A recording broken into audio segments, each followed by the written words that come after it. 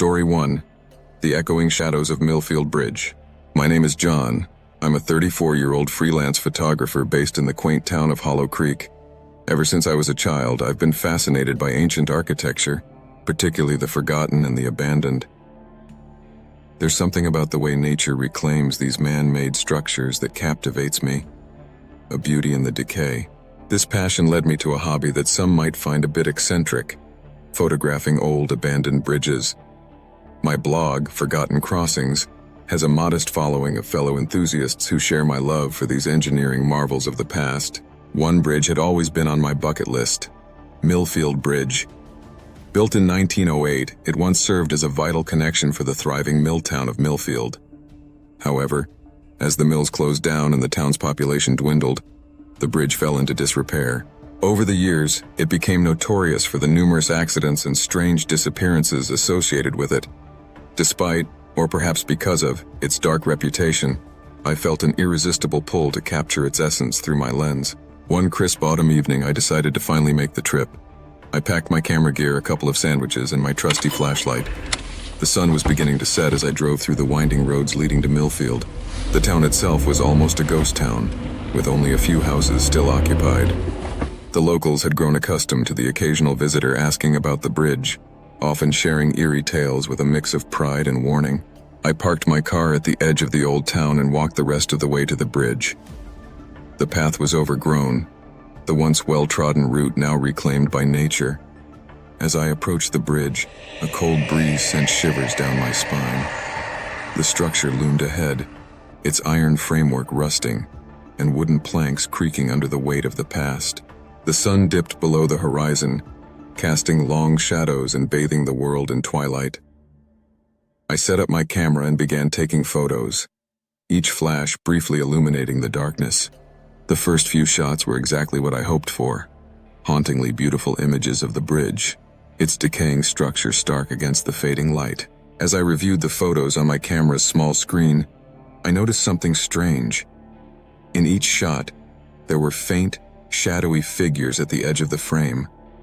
At first, I thought it was a trick of the light, or perhaps a camera malfunction. But as I continued to take more photos, the figures became more distinct, appearing closer with each shot. I felt a sudden chill, far colder than the autumn air should have been.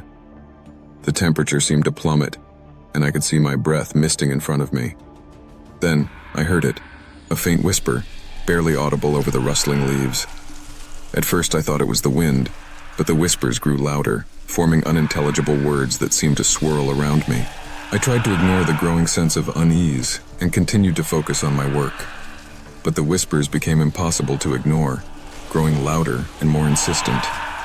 It felt as though the voices were coming from the bridge itself, calling out to me. My hands shook as I adjusted the settings on my camera, trying to capture a clear image of the figures I kept seeing. Suddenly the whispering stopped, replaced by an oppressive silence. I froze, my heartbeat thudding loudly in my ears. Then, out of the corner of my eye, I saw a movement. A dark shadow darted across the bridge, too fast to be human. I turned quickly, my flashlight beam cutting through the darkness, but there was nothing there. My rational mind struggled to find an explanation. Maybe it was a trick of the light, or perhaps my imagination was getting the better of me. But the fear was real, a primal instinct urging me to leave. I decided to wrap up and head back to my car. As I packed my gear, I heard footsteps behind me, soft, shuffling steps, like someone dragging their feet. I spun around, the flashlight beam revealing nothing but the empty bridge. The air felt thick, almost suffocating, as if the bridge itself was alive and watching me. I quickened my pace, the feeling of being followed growing stronger with each step. The footsteps grew louder, closer, until it sounded like they were right behind me. I broke into a run, my breath coming in ragged gasps. My car was in sight and I fumbled with the keys, desperate to get inside. As I slammed the car door shut, I looked back at the bridge. For a split second, I saw them. Shadowy figures standing in a line along the edge, their faces hidden in darkness. And then they were gone, swallowed by the night. I drove home in a daze, my mind racing. What had I seen? Who were those figures? The photos on my camera provided little comfort. The shadows were there, more defined than before, their ghostly forms seemingly reaching out towards me. That night, sleep eluded me. I tossed and turned, my mind replaying the events over and over. The whispers, the footsteps, the shadowy figures, all of it felt like a nightmare I couldn't wake up from. When I finally drifted off, my dreams were plagued by images of the bridge, the shadows, and an overwhelming sense of dread. Against my better judgment, I decided to return to Millfield Bridge the following week. I needed answers, a rational explanation for what I had experienced. This time, I brought along my friend Mark, a fellow photographer and skeptic. Mark had always been the voice of reason, grounding me when my imagination ran wild. As we approached the bridge, the air grew colder once again. Mark shrugged it off as the natural chill of the season, but I knew better. The bridge looked even more foreboding in the daylight, its decaying structure casting long shadows over the creek below. We set up our cameras and began taking photos. At first, everything seemed normal. Mark cracked jokes to lighten the mood, but I couldn't shake the feeling of being watched. Then, just like before, the whispers started. Mark's face paled as he heard them too, confirming I wasn't losing my mind. The footsteps returned, louder this time, echoing across the bridge. Mark and I exchanged a nervous glance and decided to leave. But as we packed up, the whispers turned into anguished cries, and the shadowy figures appeared again, more defined than ever. As we hurried back to the car, Mark tripped and fell, his camera skidding across the ground. I rushed to help him up, but we both froze as we saw what his camera had captured. In the viewfinder, we saw a clear image of the bridge, with the shadowy figures standing in a circle around a central figure, a woman in a white dress, her face contorted in sorrow. The whispers grew louder, almost deafening, as if the figures were trying to communicate. We bolted for the car, the cries following us, echoing in our minds even after we drove away. Back home, we reviewed the photos and footage. The images were clear, undeniable evidence of something beyond our understanding. The central figure, the woman in white, seemed to be the key to the mystery of Millfield Bridge. The experience at Millfield Bridge left me deeply shaken. The images of the shadowy figures and the woman in white haunted my thoughts, invading my dreams and my waking moments. Every creak of the house, every whisper of the wind seemed to echo the cries from the bridge. I found myself constantly looking over my shoulder, half expecting to see those spectral figures lurking in the shadows. For months, I couldn't bring myself to pick up a camera. The passion that had once driven me to explore and document forgotten places was now tainted with fear and anxiety. The very thought of venturing out to another abandoned site filled me with dread. My blog, Forgotten Crossings, fell silent. My readers left wondering why I had disappeared without a word. The psychological toll was immense. I withdrew from my friends and family, unable to articulate the terror that gripped me. Nights were the worst, plagued by nightmares of the bridge, the whispers, and the figures reaching out to me. I sought help, turning to therapy in an attempt to understand and overcome the trauma. Slowly, with the support of my therapist, friends, and family, I began to piece myself back together. It took almost 3 years before I could even think about photography again. The bridge had not only haunted my dreams, but had also taken away my passion. I missed the thrill of capturing the forgotten beauty of old structures, the joy of exploring places lost to time. But the fear lingered, a constant reminder of that night at Millfield Bridge. One evening, as I sorted through some old photographs, I stumbled upon a picture I had taken years before the Millfield incident. It was of an old railway bridge, bathed in golden sunlight, completely untainted by any dark memories.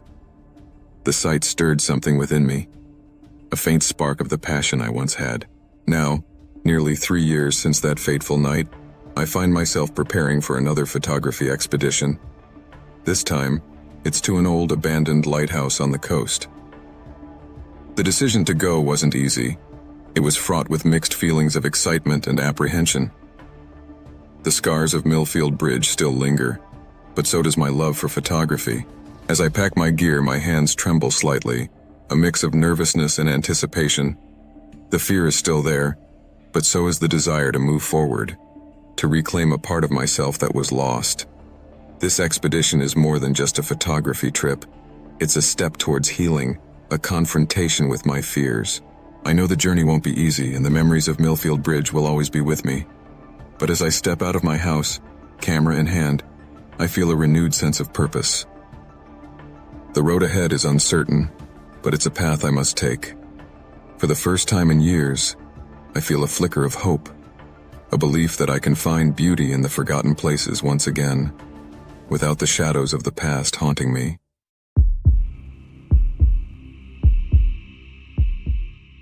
Story 2, The Curse of Black Hollow Bridge.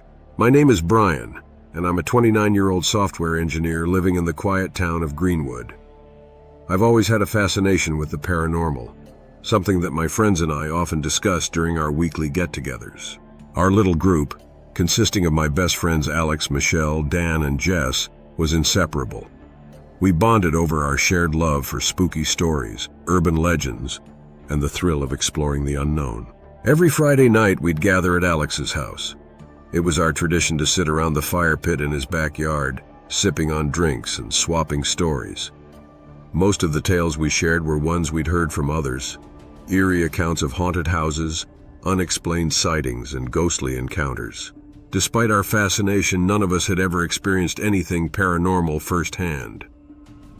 That all changed one fateful night, when a few drinks and a lot of bravado led us to the infamous Black Hollow Bridge. It was a chilly autumn evening, and the air was thick with the scent of burning leaves. We were all gathered around the fire, our faces lit by the flickering flames. Michelle was in the middle of telling a particularly creepy story about a haunted asylum when Dan interrupted with an idea.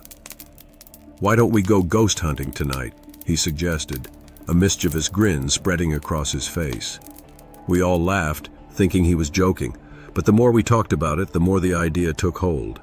Black Hollow Bridge, located just outside town, was notorious for its dark history. Legend had it that a young woman named Eliza had thrown herself off the bridge in the late 1800s after being jilted by her lover. Since then, there had been numerous reports of her ghost haunting the bridge, especially on cold, moonlit nights like this one. Fueled by a mix of excitement and liquid courage, we decided to go for it. We grabbed our flashlights, a Ouija board that Jess had brought as a joke, and piled into Alex's old Jeep. The drive to Black Hollow Bridge was filled with nervous laughter and exaggerated tales of what we might encounter. We arrived at the bridge just before midnight. The structure was old and weathered, its wooden planks creaking under our weight. The moon hung low in the sky, casting an eerie glow over the scene. The surrounding forest was eerily silent, the usual sounds of nocturnal animals conspicuously absent. As we set up our equipment, the atmosphere grew increasingly tense. The flashlight beams cut through the darkness, illuminating the bridge and the swirling mist that clung to the ground. Despite our initial bravado, a sense of unease settled over us. We decided to start with the Ouija board. It was something we'd all joked about but had never actually used. We formed a circle, placing our hands on the planchette. I could feel the tension in the air as we asked our first question. "Is there anyone here with us?" At first, nothing happened. We exchanged nervous glances, half expecting one of us to move the planchette as a prank. But then, slowly, it began to slide across the board, spelling out a single word: leave. A chill ran down my spine.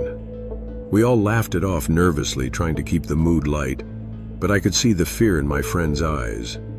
We asked another question. "Who are you?" The planchette moved again, this time spelling out Eliza. My heart pounded in my chest as I remembered the legend. It couldn't be real, could it? Suddenly the air grew colder, and a soft, mournful sobbing filled the silence. It seemed to come from beneath the bridge. Alex, always the skeptic, suggested we go check it out.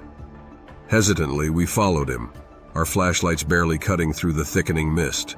As we reached the edge of the bridge, the sobbing grew louder. We peered over the side, our breath visible in the cold air. And then we saw her, a translucent figure standing in the water below, her white dress billowing around her. Her face was obscured by her long dark hair, but her sorrow was palpable. Michelle gasped, and Alex cursed under his breath. Jess, ever the pragmatist, suggested we leave immediately. But before we could move, the figure looked up, her eyes locking onto mine. They were filled with such despair and longing that I felt rooted to the spot. The figure began to glide towards us, her movement smooth and unnatural. Panic set in, and we scrambled back onto the bridge, tripping over each other in our haste. The sobbing turned into a wail, a sound so filled with anguish that it seemed to pierce my very soul. We made it back to the car, hearts pounding, and sped away from the bridge.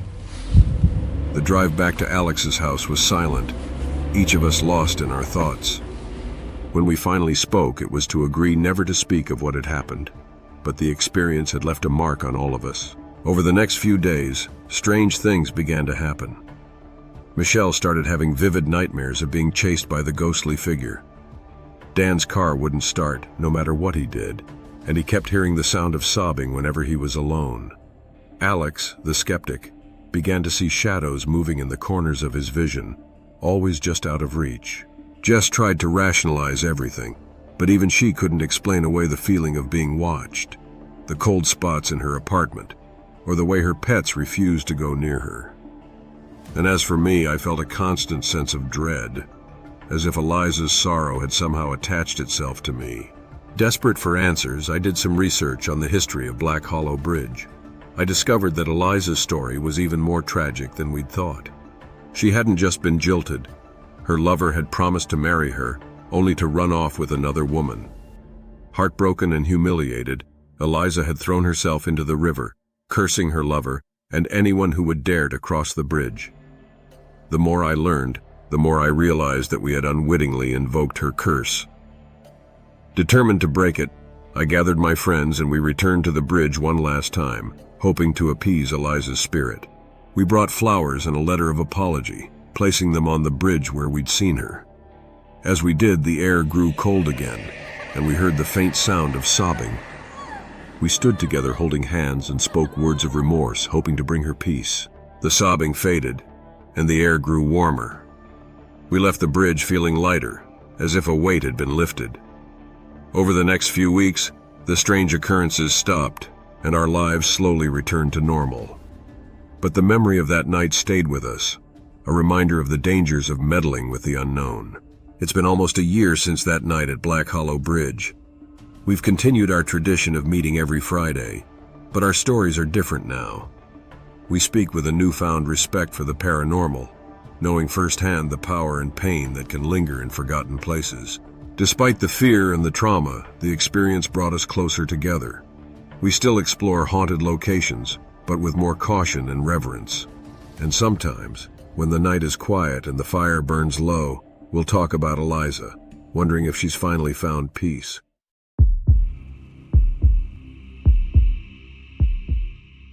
Story 3. The Phantom of Redwood Creek Bridge. My name is Logan, and I'm a 22-year-old film and art student at Greendale University.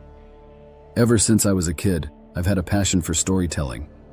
My friends and I would spend hours creating homemade movies, using my dad's old camcorder to capture our fantastical tales. This love for filmmaking only grew stronger as I got older, leading me to pursue it academically. At Greendale, I found a group of like-minded individuals who shared my passion. Together, we formed a tight-knit crew, working on various projects and sharing dreams of making it big in the film industry. There's Charlotte, our brilliant director with a knack for capturing the perfect shot. Max, our sound guy who can create the most immersive audio experiences. Mia, our lead actress whose performances bring our stories to life. And Alex, our all-rounder who handles everything from script writing to special effects. One semester, we decided to create a short film for our final project. The plot revolved around a tragic accident at a bridge, where a car plunges into the water, and the key character, portrayed by Mia, drowns. We scouted several locations before settling on Redwood Creek Bridge, an old weathered structure that exuded a haunting beauty. Little did we know that this choice would lead us to an experience far more terrifying than anything we could have imagined. It was a crisp autumn morning when we arrived at Redwood Creek Bridge. The bridge spanned a narrow, fast-moving creek, surrounded by dense forest. The air was filled with the earthy scent of damp leaves and the sound of water rushing below. We quickly set up our equipment, excited to capture the climactic scene of our film. Charlotte was busy positioning the camera, while Max tested the sound equipment. Alex was adjusting the lighting to create the perfect eerie ambiance. Mia and I rehearsed the drowning scene, ensuring every detail was perfect. As the lead cinematographer, I was responsible for capturing the intensity and emotion of the moment. We decided to shoot the scene at dusk, hoping to use the fading light to enhance the atmosphere. As the sun dipped below the horizon, casting long shadows across the bridge, we began filming. Mia's performance was heart-wrenching, her screams echoing through the forest as the car, a prop we had secured safely, went off the bridge into the water. As we reviewed the footage, something strange happened. The camera, set to capture Mia struggling in the water, picked up an unexpected figure. A man, drenched and disheveled, emerged from the creek, his clothes clinging to his body. He looked out of place, his eyes wide with fear and confusion. Cut! Charlotte yelled, her voice tinged with frustration. Who is that guy? We all looked at each other, equally perplexed. No one had noticed the man approaching, and there was no reason for anyone to be in the creek. As we stood there staring at the stranger, he stumbled towards us, his breath ragged and shallow. Help me! He gasped, collapsing to his knees. We rushed to his side, unsure of what to do. The man was in his mid-30s, with a gaunt face and sunken eyes. His clothes were torn, and his skin was pale and cold to the touch. Max grabbed a blanket from the car, wrapping it around him in an attempt to warm him up. "Who are you?" Charlotte asked, her voice gentle but firm. "What happened?" The man looked at us, his eyes filled with a mixture of fear and relief. "My name is Daniel," he said, his voice barely above a whisper. I don't know how I got here. The last thing I remember is driving across the bridge, and then darkness." We exchanged uneasy glances. Something about his story didn't add up. The bridge had been closed for repairs for years, and there were no recent reports of accidents. As we tried to make sense of the situation, Daniel began to tell us more. He spoke of driving home late one night, years ago, when he lost control of his car on the bridge. He remembered plunging into the creek, the icy water filling his lungs as he struggled to escape. Then, nothing, until he found himself crawling out of the water tonight, the same night we were filming our scene.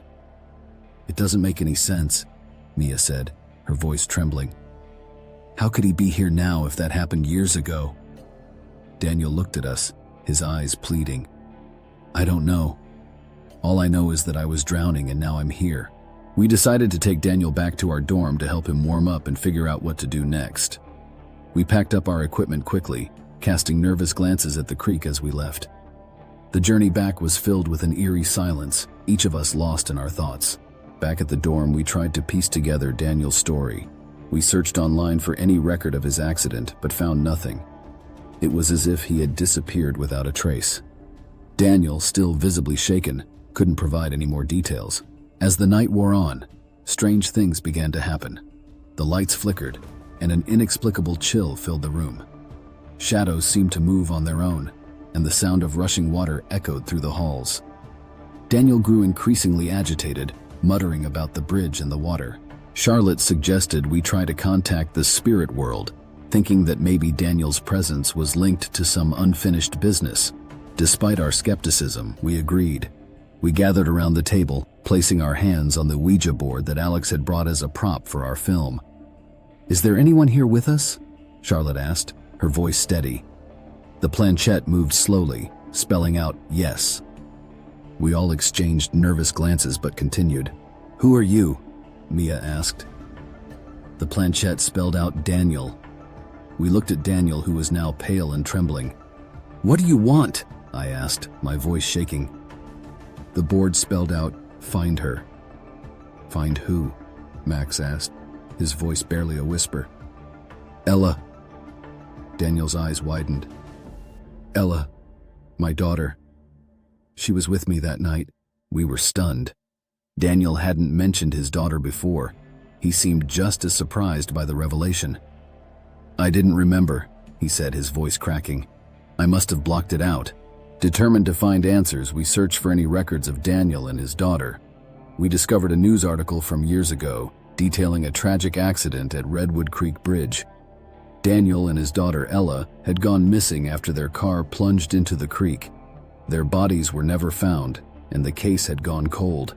Realizing that Daniel's spirit might be tied to the unresolved fate of his daughter, we decided to return to the bridge the next day. We hoped to find some clue, some way to bring closure to the haunting mystery. The next day, we returned to Redwood Creek Bridge, this time in broad daylight. The creek looked less menacing under the sun, but the memory of the previous night's events lingered. We searched the area thoroughly, looking for any signs of Ella. As we combed through the underbrush near the creek, Mia stumbled upon something, a small, weathered locket. Inside was a photo of a young girl, smiling brightly. It had to be Ella. We gathered around, feeling a mix of relief and sorrow. We had found a piece of the past, a connection to the tragedy that had bound Daniel's spirit to the bridge. We decided to hold a small ceremony, hoping to bring peace to both Daniel and Ella. As we stood on the bridge, holding the locket and speaking words of remembrance, a sense of calm washed over us. The air grew warmer, and the shadows receded. We felt a presence, a gentle touch, and then it was gone. Daniel's spirit had found peace, and with it, the haunting of Redwood Creek Bridge ended. Months have passed since that night. Our short film took on a new meaning, transforming from a fictional tale to a tribute to Daniel and Ella. We've shared our story with others, a testament to the power of unresolved emotions and the mysteries that lie in forgotten places. As we watched the final cut of our short film, we realized that our love for filmmaking led us to something far greater than we could have imagined. The lines between fiction and reality blurred, and we became part of a story that transcended time.